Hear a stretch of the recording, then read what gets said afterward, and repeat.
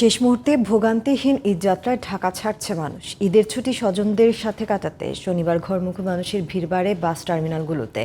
যাত্রা নিয়ে যাত্রীরা সন্তোষ প্রকাশ করলেও ছিল বাড়তি ভাড়া আদায়ের অভিযোগ। এদিকে গাবতলী বাস টার্মিনাল পরিদর্শন করে স্বরাষ্ট্র উপদেষ্টা বলেন, অভিযোগ পেলে ব্যবস্থা নেওয়া হবে। বিস্তারিত হাসান আল মামুনের রিপোর্টে।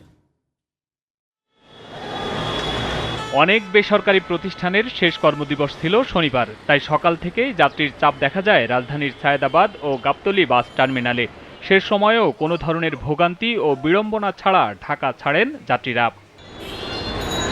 কাউন্টারগুলো থেকে সময় মতো বাস ছাড়লেও স্বাভাবিক সময়ের চেয়ে অতিরিক্ত ভাড়া আদায়ের অভিযোগ যাত্রীদের।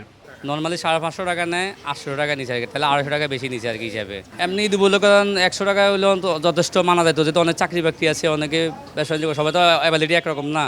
আমরা তো ওই ভুক্তভোগীর আগের মতো আমরা অত্যাচারের মধ্যে আছি। আগে আপনার নর্মালি 500 টাকা নিত আর এসি 550, এখন আপনার 250 টাকা করে বাড়তি একটা টিকিটের মধ্যে। সচরাচর অন্য দিনের থেকে আজকে যে কি পরিমাণই করতেছে এরা ভাড়া আনলিমিটেড, যা বলার বাহিরে। এদিকে বেলা 11টার সময় সায়েদাবাদ বাস টার্মিনাল পরিদর্শন করেন সড়ক পরিবহন সচিব। প্রত্যেক বাসের একজন করে ম্যাজিস্ট্রেট আছে, একটা বিআরটির অফিস আছে, র্যাবের অফিস আছে, আপনি বললে সাথে সাথে ব্যবস্থা নেওয়া হবে। একই সময়ে গাবতলী বাস টার্মিনাল পরিদর্শন করেন স্বরাষ্ট্র উপদেষ্টা। সার্বিক ব্যবস্থাপনার বিষয়ে কথা বলেন কাউন্টার ও বাসের স্টাফ এবং যাত্রীদের সঙ্গে। পরে মুখোমুখি হন সাংবাদিকদের।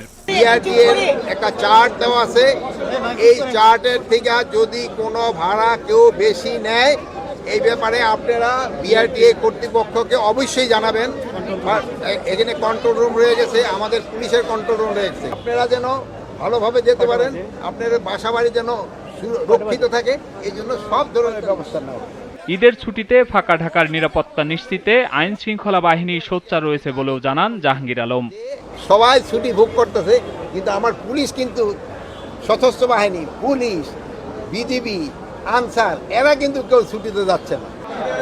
Hasan Al Mamun, GTV news, Dhaka.